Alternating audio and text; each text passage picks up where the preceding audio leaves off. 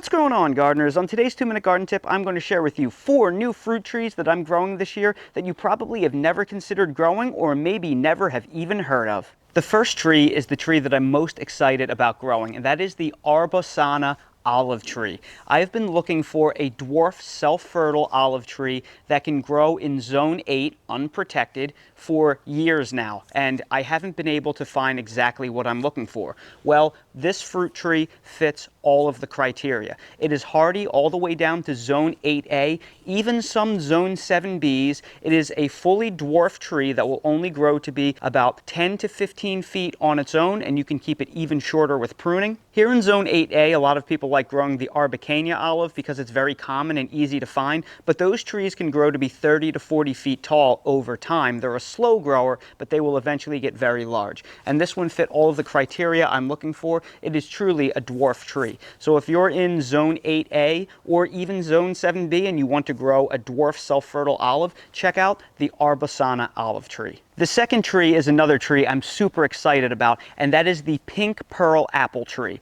Now, I said I wasn't going to grow any more apple trees after the 2 that I have here because I'm not the world's biggest apple fan. But then last year I had my first ever bag of red fleshed apples, and they blew me away. They were only available for 1 week, but I swear they were the best apples I've ever had in my entire life. So when I saw this pink pearl red fleshed apple tree for only $29, I had to buy it. And this just came from Portland, Oregon, about a week and a half ago, and it was a stone dead looking dormant tree, and it's already starting to leaf out now with these crazy warm temperatures here in North Carolina, so I need to get this baby in the ground as soon as possible. The third tree that I'm growing is the bay laurel tree, or bay tree. This is where we get bay leaf from. This is technically not a fruit tree, but it is an herb. It's something that we use in a lot of dishes and we cook with, so I figured why not grow it myself. It's something that not a lot of people consider growing. It's hardy all the way down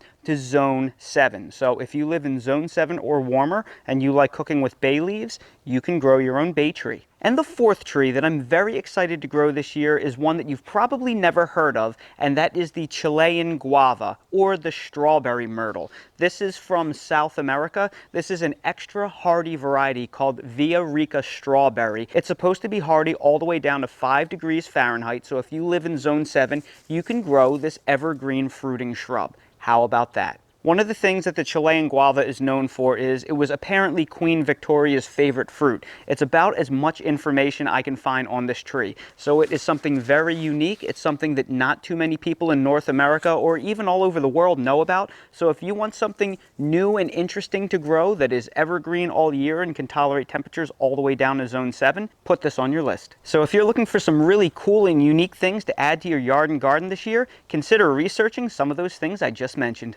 And that's today's 2-minute garden tip. If you're new to the channel, please consider subscribing and hitting the bell to receive new video notifications, and check out our Amazon storefront and spread shop in the video description for a list of the gardening products I use and awesome custom designed apparel and other gear. Your support is greatly appreciated.